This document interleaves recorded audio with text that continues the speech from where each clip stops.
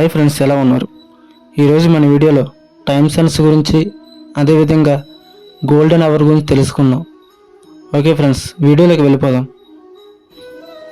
మనకి జ్ఞానేంద్రియాలు ఉన్నాయి.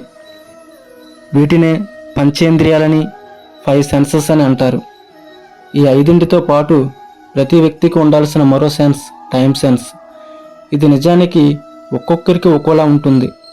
ఇదిగో నిమిషంలో వచ్చేస్తున్న అన్నవాళ్ళు ఈ అరగంటకు గంటకు రావచ్చు.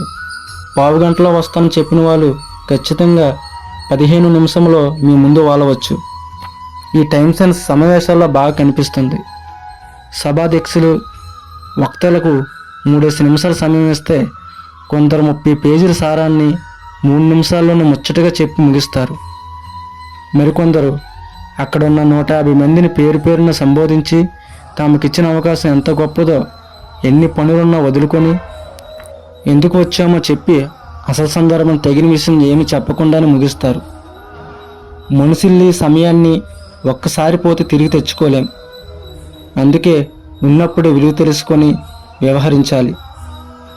పరీక్షలు రాసే విద్యార్థులు 1 నిమిషం ఆలస్యమైతే రాసే అవకాశాన్ని కోల్పోవడం చూస్తూనే ఉన్నాం. గుండెపోటు వచ్చిన రోగులకి, అదేవిధంగా రోడ్డు ప్రమాదంలో తీవ్రంగా గాయపడిన వారికి తొలి గంట ఎంతో కీలకం. వైద్యులు దాన్ని గోల్డెన్ అవర్ అంటారు. ఆ గంటలో అందే సరైన చికిత్స వారి ప్రాణాలను నిలబడుతుంది. ఎప్పటి పని అప్పుడే చేయడము గోల్డెన్ అవర్ లాంటిదే. అది వారి జీవితంలో విజేతలుగా నిలబడుతుంది. సమయం అవడానికి భౌతిక శాస్త్ర పరిధికి సంబంధించిందైనా దాని విలువ మాత్రం మానసిక, సామాజిక శాస్త్ర అంశాల్లోనే ఉంటుంది.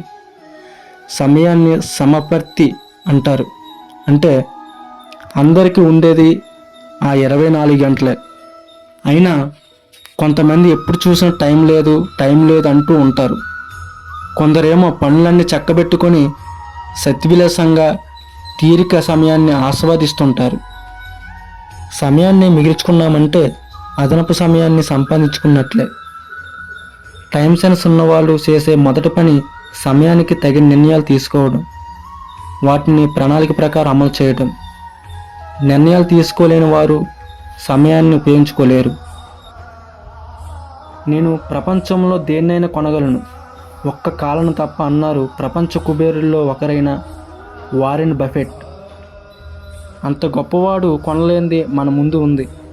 దానికి ఆ విలువ ఇవ్వటము మానటమా అనేది కూడా మన చేతుల్లోనే ఉంది.